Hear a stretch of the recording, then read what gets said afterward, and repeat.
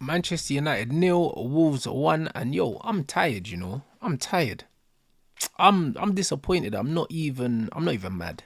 You know what I mean? So what we're gonna do is we're gonna start on the positives, bruv. We're gonna start on the positives.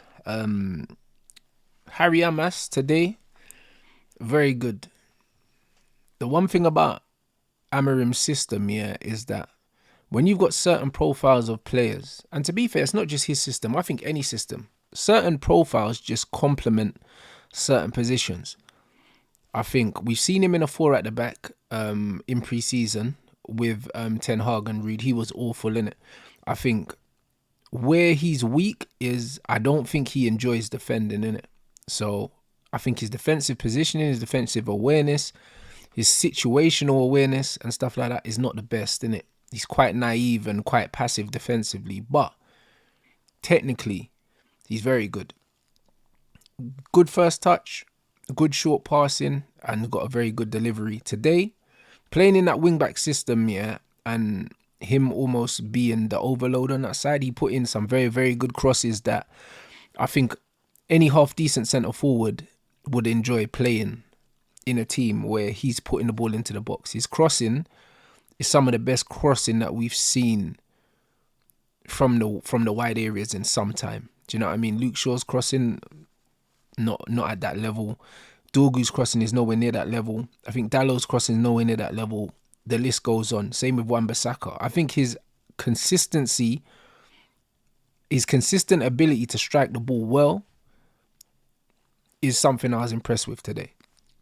So it was nice seeing him. It was nice seeing him there. I think that in a four, I think he struggles for physicality in the Premier League because he lacks the physicality in 1v1 situations to be a top player in that system. But I think in a wing-back system, he looked very good. Same with Fredrickson as well. I thought he made the right decisions on the ball, off the ball. The way he drops in space to receive the ball, I was very impressed with his football intelligence today. Even though he didn't have a lot to do. I'm not going to pretend that Wolves are really good attacking wise or they were really aggressive. I think because they were so passive, I think it allowed us to move the ball in a way that we wouldn't have gotten away with it against like a Newcastle or a Villa or Arsenal, or a team that was a bit more proactive and physical.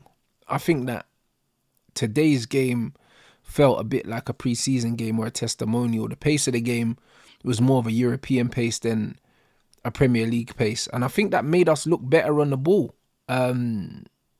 Kobe was dropping in between the line, getting onto the ball, moving the ball. I thought Ericsson as well. First half specifically, Ericsson, you were seeing some nice little triangles and people were commenting saying that, oh, we're seeing more patterns of play today. I think it was due to the fact that we had more technical profiles on the pitch instead of, well, not, I wouldn't say instead of, but not including Garnacho and Rasmus Højlund, who are not technical players. But excluding them, I thought that we had some technical profiles. When Kobe's in the 10, he's going to drop in. He's going to give you the ability to receive the ball under pressure, back to play, which is what he did well in the number 10 position. I think he was on a minutes restriction. That's why he came off. He shouldn't have come off, I don't think. Considering the next European games, not for a few weeks, I think the tempo of the game, he could have stayed on longer. Obviously, Ugarte, his ball retention is awful. I think we always play better football when he's not on the pitch. I think a lot of people would agree with me. As much as he gives you a lot off the ball, I think on the ball, it cancels that out, personally. I think we played some of our best football when we missed him in the build-up completely and we just went through Ericsson. So, I don't know, man. It was just one of them games where I thought first half, we controlled the ball well. I thought the technical profiles we had on, without Dallo and Bruno in the midfield and without Dallo at wing-back, I thought we moved the ball better. I think Dorgu looked better on the right-hand side. Again, I think that was more down to the fact that Wolves were quite passive defensively and he had a bit of time on the ball there. If we're playing against a more physical team, I think maybe the team as a whole would have struggled. But I liked the way that we were moving the ball. I liked the intent behind the way we were moving the ball, but just in the final third, not incisive enough. Like both teams were cancelling each other out, and we saw like neither team really had attempts on target. We can't remember either goalkeeper really making any saves in the game. I haven't seen the final stats, but I don't remember the Wolves keeper having to make saves. I don't remember Nana having anything to do today, and we lost. So the game as a whole, I think it was a bit lackluster and it was a bit of a stalemate. But I don't know why we needed to see 70 minutes of Rasmus Højlund. I don't know why Cheeto was on the bench. I don't even know why Cheeto didn't start. Let's put it this way, because Cheeto can't play in Europe. So this is where he should be getting minutes. This is where he should be getting blooded into the team. Especially after seeing how the other two youngsters did. Bearing in mind, yeah, they are a bit older than Cheeto, but I think with Xerxes being injured, just play him. There's nothing to lose from playing him. You play him for 20 minutes and he looked bright. But because he can't play in Europe, this is the time. If anything, he should have got the 70 minutes and Rasmus should have got the 20. I don't know how much we need to see Garnacho and Rasmus together to know that it doesn't work. As much as people will praise the manager for playing the two young players today, and they gave a good account of themselves, you have to hold him accountable for persevering with these two scrubs. Like, for every one thing Garnacho does well, he does 5 or 6 things bad. Like, he's a net negative, yeah, to the build-up. And the reason why we don't create high-quality chances is because he finds a way to kill them before they happen. He really does. So, it's just, I can't lie, bro. I'm getting really fed up of not only the team selection, but the balance of the team. I know when you're setting up certain teams, yeah, or setting up in certain systems, you have to make sure that the profiles, they complement each other. For instance, yeah, you put on Mason Mount and Garnacho in the same tens, but they have similar strengths. Their strengths are work rate. Mason Mount is just a more technically sound version of what Garnacho gives you. So we don't need to play both of them. Mason Mount and Kobbie Mainoo would have complemented each other better because Kobbie drops into the pockets and does stuff that Mason can't do. And he gets into areas that Mason Mount don't really want to get into. Having Garnacho and Mount on, it just blunted our attack. It really did. And then having Bruno in the midfield there with anyone really, like it's a weird one because you see when we're talking about profiles. If we've got Bruno in the 10, he's not really an in between the lines kind of player, but he does get the ball into the box. When we have him in the 8, he's not a ball carrier and his progressive passing is not really safe, innit? And in this system, when we had guys playing the safe passes in the first half, we actually looked better. Like, it wasn't expansive, risky, long passing, but it was just short, sharp passes in between the lines. And this is how people started saying, Rants, we're seeing patterns. We're seeing patterns because players are playing the safe passes. They're playing the obvious passes.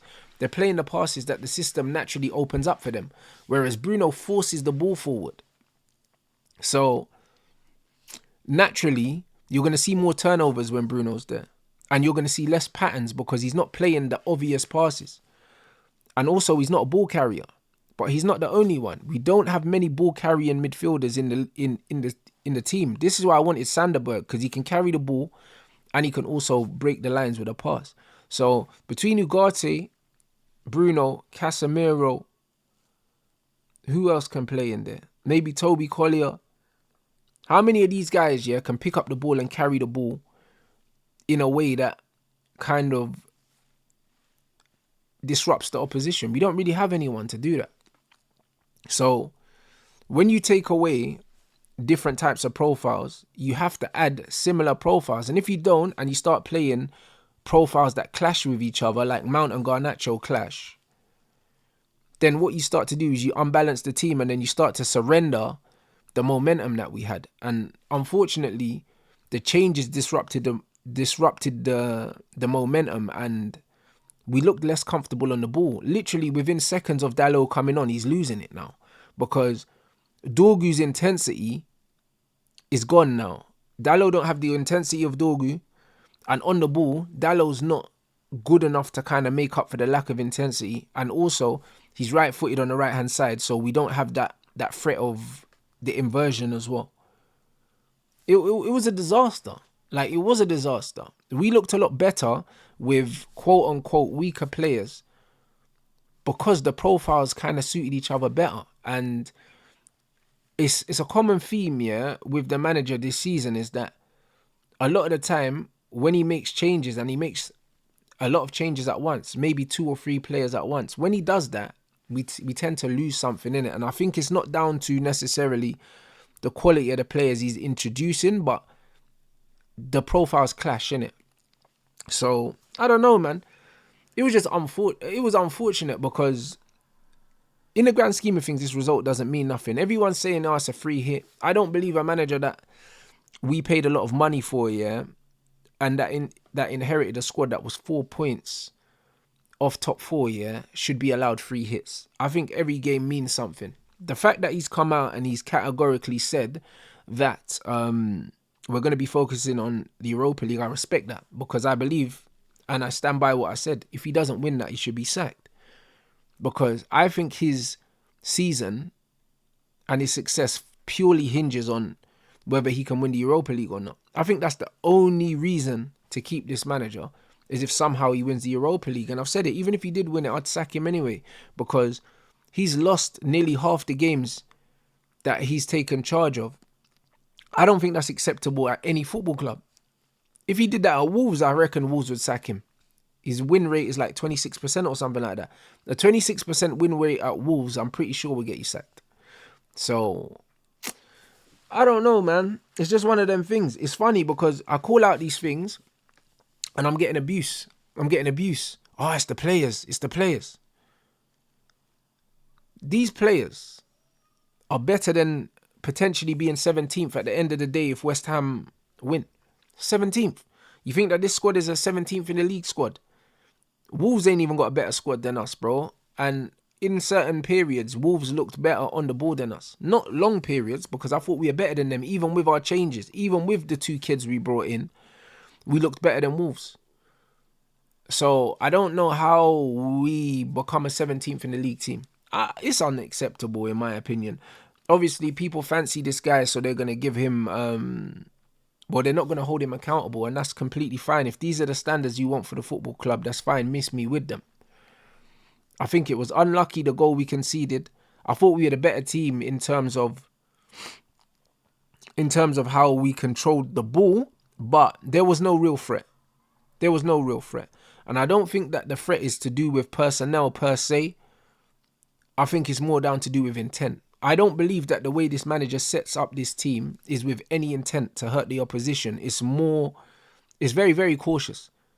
The reason why we beat Lyon the way we beat Lyon is because we threw caution to the wind and we decided that we were going to get the ball in dangerous areas and we were going to put pressure on them. And it made them capitulate.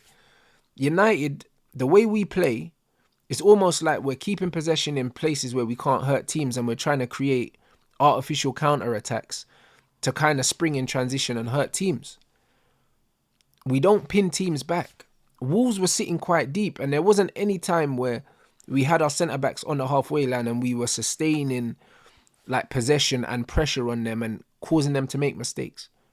We didn't really give them anything to think about, and I think that that's by design. I think that's the system. I believe the system is very negative, is very pragmatic, and is very safe, innit?